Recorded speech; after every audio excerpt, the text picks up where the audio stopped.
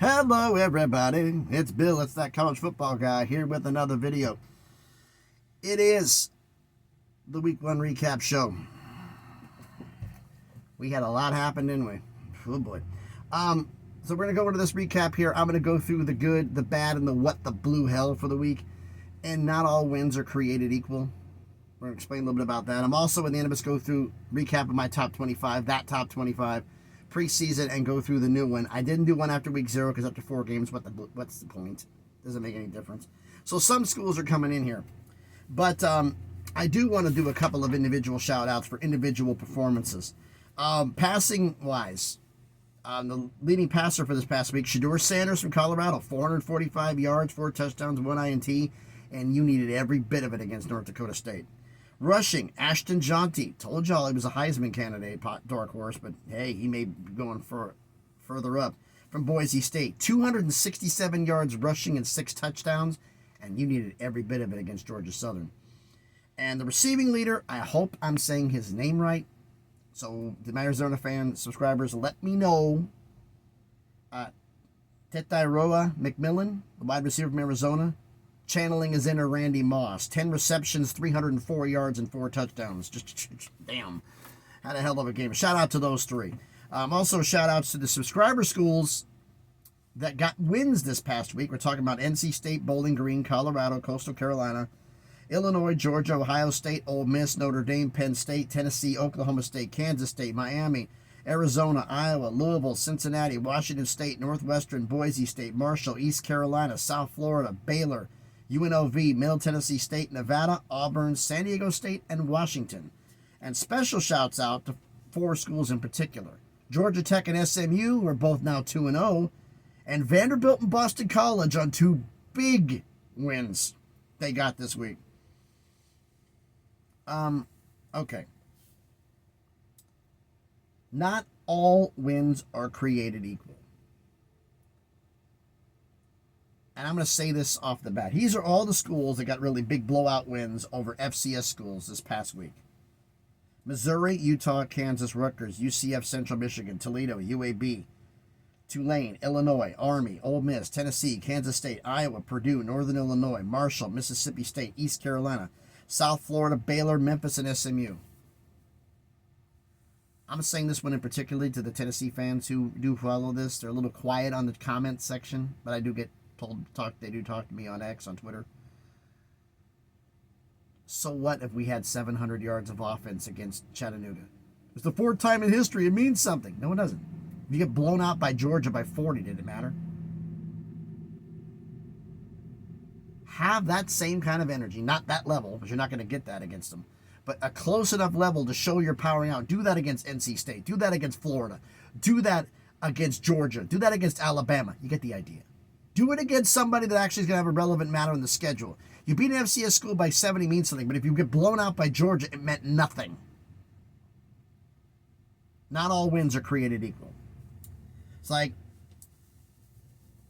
all power wins, blowout wins over G5s aren't created equal. Like Oklahoma beat Temple 51-3. Ohio State beat Akron 52-6. Texas beat Colorado State 52-0. Alabama beat Western Kentucky 63-0. You get the point here? It doesn't mean anything. But G5 to G5 blowout, that's not all blowouts are equal. Coastal Carolina shocked the hell out of me. I had them losing to Jacksonville State. They decided to hold my beer. Beat Jacksonville State 55-27. An absolutely incredible and impressive win. And James Madison beat Charlotte, who's not exactly a great G5, but hey, beat them 30-7. They did what they had to do. But like I said, not all G5 wins were created equally here. But who are the actual real good wins here? Georgia beating Clemson 34-3.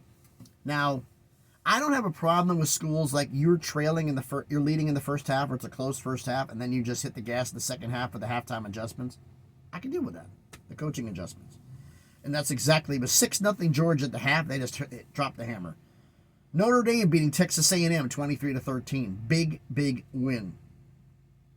And USC beating LSU 27-20. Big win.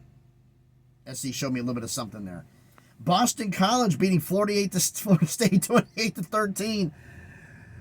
Oh boy, Florida State, is your season over? I'll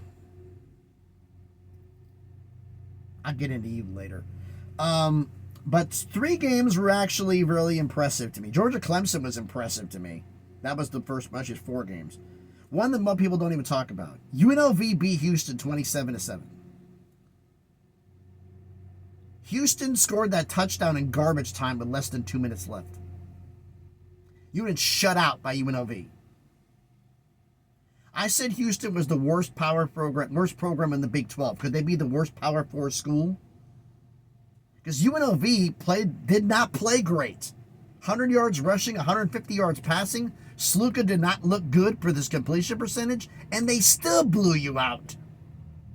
If they're not firing on all cylinders, and they do this to you, either UNLV is that good or you're that bad. Maybe it's a combination of the two. I don't know. But that one was a damn good win by UNLV. And then there's the 2 that some fans are not going to like. Miami beating Florida. Miami beating the brakes off Florida. Let's call it what it was. I picked Florida to win this game. Yeah, I'm an idiot. 41-17. Like I said, Florida State, are you battling in the toilet bowl? Is that going to be the toilet bowl championship? Sponsored by 2,000 Flushes? I don't know. But, jeez. I don't need to go into this. Everybody's destroyed Florida over this. Billy Napier, you probably ain't even going to finish the year, buddy. Update the resume. That's all I got to say. And Penn State demolished West Virginia. I said this earlier. Penn State, Nittany Lion fans. Steve from the Big Mountain. Do y'all feed your linebackers raw meat? Because it seems like there's like hungry dogs out there trying to hunt and kill everything. Is it just me? Is it just me? Because it seems like it was that way. Every single one of them are out there hunting around with bad intentions. At least that's what it seems like. But those to me were some damn good wins. Now, who are the bad? You won, but you didn't look good doing it. NC State beat Western Carolina 38-21. It was 21-17 at the end of the third. NC State fans, this is a little bit concerning because what's going on? Colorado. Oh, you thought I was going to leave you alone? Oh, no. North Dakota State, you beat North Dakota State 31-26. If Cam Miller, the starting quarterback in North Dakota State, had that much more arm, you might have lost. His arm strength wasn't enough. Your secondary sucks. So we got Shiloh back there. He's only one. What everybody else? Okay. I'm going to save that one. I'm saving that one. Wisconsin. You beat Western Michigan 28-14. It was 13-7 at the end of the third. Halftime adjustments didn't work. Had to do adjustments in the third quarter. That Tyler Van Dyke, the Florida transfer, may not be the savior y'all thought he was. UCLA.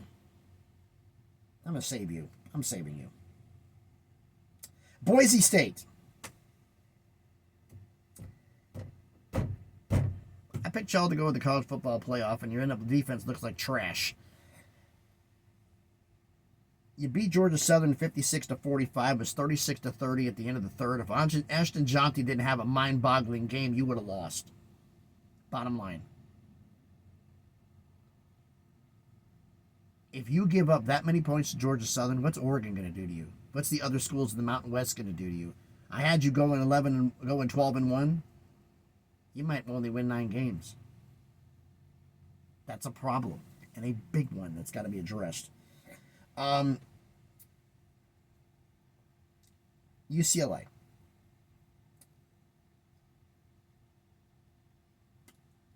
A lot of people were thinking you were going to win big, somehow in Hawaii, some UCLA. You were trailing Hawaii 10-0 at the half. You won 16-13. New head coach, I'm going to give you a little bit of a pass. New coach, first-time head coach, new staff, new everything, working things out. It's at Hawaii. You traveled to Hawaii. So I'm going to give you a little bit of a pass on this one, but it still looked like crap. I'm sorry. TCU. What's going on? You played Stanford, beat them 34-27, and this one was a blowout that Stanford came back or whatever. This was a dogfight the entire way. To Stanford? They're one of the 5 worst teams in the power school, one of the 5 worst power schools continuously for almost a decade. Last time they were good was when Christian McCaffrey was there. Good Lord. He was a freshman in 2014. It's been a minute. You got some serious problems. I picked you guys winning 8-9 games maybe. I'm beginning to wonder if you're going to be bowl eligible if you can't beat Stanford. And the one on here that was the closest to the what the blue hell for me, Tulsa. You beat Northwestern State. You scored 62 points. Damn good. You gave up 28 to one of the worst FCS offenses.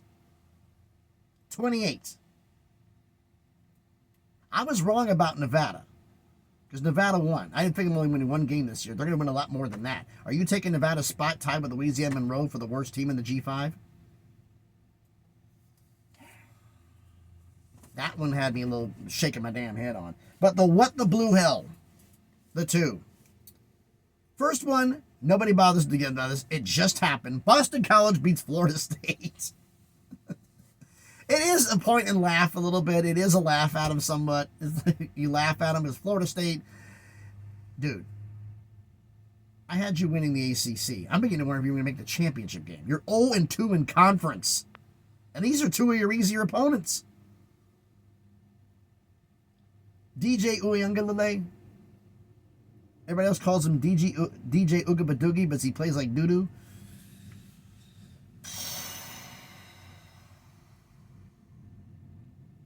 Maybe you should transfer to Purdue. Maybe it'd be a good idea there. I don't know. Yikes. But DJ played bad, but the bigger problem and the more glaring problem, the what the blue hell moment, was your interior defense. Boston College ran the ball down your throat. 263 yards rushing. No damn excuse. None. You played like crap. What the blue hell? But they're not the biggest what the blue hell was Florida State. After what they did happen to Georgia Tech, you kind of halfway suspected this. The one that didn't.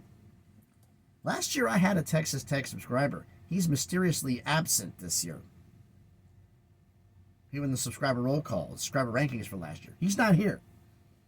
I was wondering why he wasn't doing it. After seeing what happened this week, yeah, I think I know why. Texas Tech beats Abilene Christian 52-51 in overtime. Abilene Christian gave you the game of your life, Texas Tech. You scored a touchdown and an extra point in overtime. They scored a touchdown, went for the 2-point and got stopped. They would have scored that, they would have beat you. I yelled about Tulsa with their bad defense against Northwestern State. I yelled about North Dakota State, what they did to Colorado, but you kind of expected that with Colorado. I yelled about Florida State, Boston College running it down your throat. But your secondary is a dumpster fire. I'm not being nice. Your secondary is a dumpster fire. But I have to give credit on one thing. Perhaps maybe one of the best names in college football. He's the starting quarterback for Abilene Christian, Maverick McIver. Not MacGyver, but McIver. Maverick McIver. Absolutely obliterated you. Your secondary. They're nothing but ash right now. I got to sweep them up and throw them into the locker room. What did he do? Abilene Christian's quarterback do against Texas Tech's secondary? 36-51, 506 yards and 3 touchdowns. What the blue hell? I had you guys winning 9 games. Are you even making a bowl if Abilene Christian does this to you? I'm seriously asking. Let me know about this down in the comments, because that was my what the blue hell. All right, I've gotten done enough yelling. I need to calm down a minute. Top 25 time. All right. Those have been around for a couple years. I've been doing this. They know how the top 25 works. I don't do emotional reactions to it. I have a chart that I have used for on YouTube 2 years now. Season now going on 3. With friends of mine, it's been for 10 total. I don't base it on emotional reaction. I base it on math, on numbers. Like the top 25, if you're number 1, you're worth 1 point. If you're number 25, you're worth 25 points. A win takes points off your score. A loss adds points to it. But not all wins are created equal, and not all losses are created equal. Like a win over a top 5 school is worth more, takes more off your score, is worth more than blowing out a top 25, which is worth more than blowing out a Power 4, which is worth more than blowing out a G5, which is worth more than blowing out a FCS school. Conversely, losing to a top 5 doesn't look as bad as losing to a top 25, which doesn't look as bad as losing to a Power 4, which doesn't look as bad as losing to a G5, which doesn't look as bad as losing to an FCS. You kind of get the idea? But the point chart goes like this. I did kind of blowouts. Now, last year I had blowouts at 15 or more. I'm changing it this year to 18. I consider doing 17 because and 17 points. This week I did 18. If you all want me to drop it to 17, let me know in the comments. I did 18 because 2 touchdowns and a field goal. 18 feels like more. I mean, 16 is 2 touchdowns and 2 extra points. So 17 is basically 3 possessions. I did 18 because 2 touchdowns and a field goal seems cheap. That's just me. 18 seems like, okay, you blew them out. So, but let me know what you think about that thought in the comments. But here's the point scale. Blowing out a top 5 school takes 10 points off your score. Beating a top 5 is -8. Blowing out a top 25 is -8. Beating a top 25 is -6. Blowing out a Power 4 is -6. Started getting it here? Beating a Power 4 is -4. Blowing out a G5 is -4. Beating a G5 is -2. Blowing out an FCS school is -2. Beating an FCS school by not that big of a margin is 0 points because you didn't do anything. And if you have a bye week, it's 0 points. I don't reward you for having a bye week. Other guys do. I don't. Well, we didn't play anything. You took points away. It says, yeah, you lost points this week, but you're going to gain points next week when you're winning and they're on byes. It balances out in the end, so relax. Now, losses. You lose a close loss to a top 5 school, it's only +2. Blowout loss to a top 5 is +4. Lose to a top 25 is +4. Blowout loss to a top 25 is +6. Losing to a Power 4 is +6. Blowout loss to a Power 4 is +8. Losing to a G5 is +8. Blowout loss to a G5 is +10. Losing to FCS is +10. And a blowout loss to FCS is +12. In other words, you get blown out to an FCS school, pretty much kiss your spot in the top 25 goodbye. Unless you're in the top 10, you're out, most likely. So, I look back at my preseason list and I'm going, Jesus, I'm mad at myself for a couple of them. Preseason top 25. I didn't do it one after week 0, but only had, 4 games? What's the point of doing it? So I combined week 0 and week 1. But the preseason one was number 1 Georgia, 2 Ohio State, 3 Oregon, 4 Texas, 5 Alabama, 6 Ole Miss, 7 Penn State, 8 Notre Dame, 9 LSU, 10 USC, 11 Florida State, 12 Missouri, 13 Utah, 14 Oklahoma, 15 Michigan, 16 Oklahoma State, 17 Tennessee, 18 Miami, 19 Clemson, 20 Kansas, 21 Texas A&M, yeah, I know, 22 Kansas State, 23 Virginia Tech, yeah, I know, 24 NC State, 25 Iowa. Just missed was Arizona. So, who's in that top 25? My top 25 for week 2? Well, top 2 stayed the same. Number 1, Georgia, with their demolition of Clemson. And number 2, Ohio State, with their beating Akron. Number 3 up 1 spot is Texas.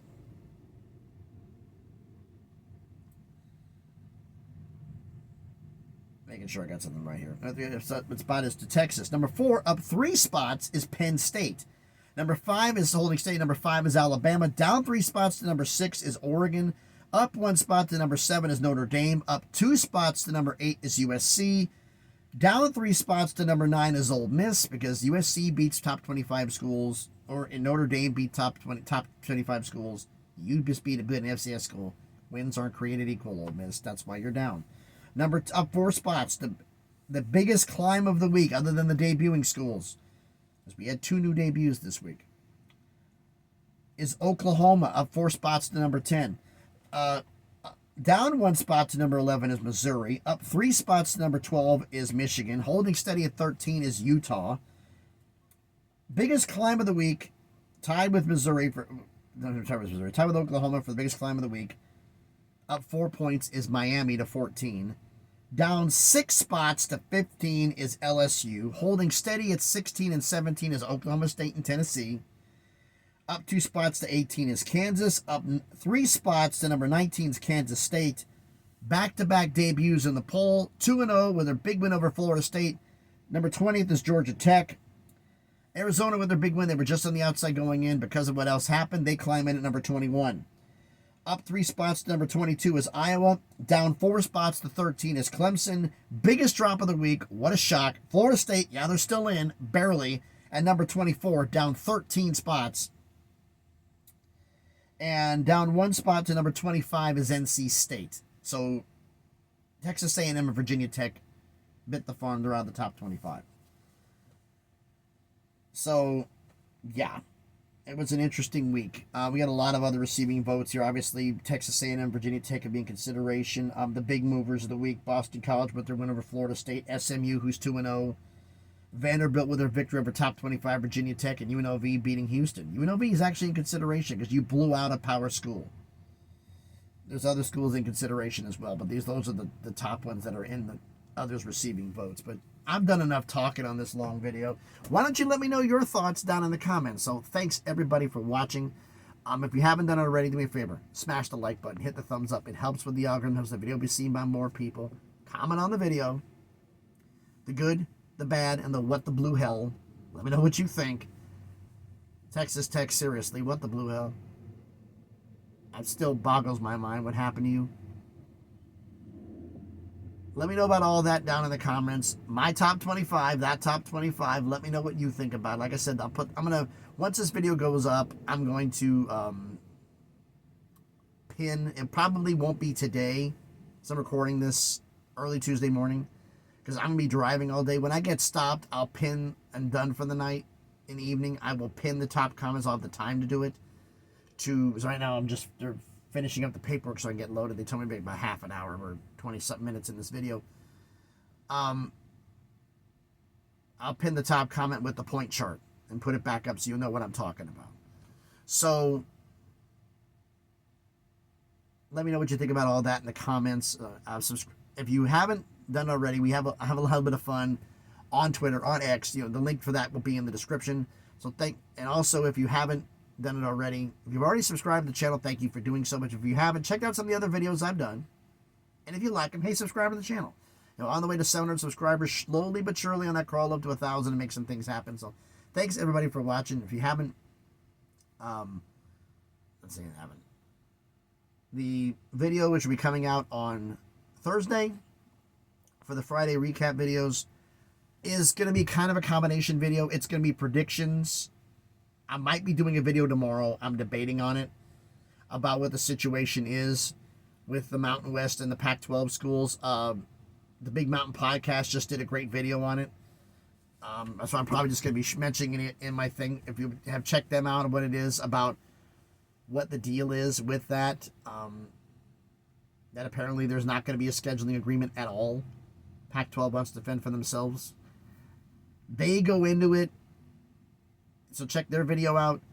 But I'm going to do my little take on it with some people I've talked to at Oregon State. And I'm not liking what I'm hearing. So, but that's going to be for the other video. So, again, thanks everybody for watching. Hope everybody's having a great Tuesday. What a week in college football. And it's Tuesday. Tuesday, Wednesday, Thursday. Guess what? Friday, we're back at it again. No Sunday, Monday games, but Friday, Saturday we do. So thanks everybody for watching. Hope everybody's having a great day. Be safe out there and please be good to each other.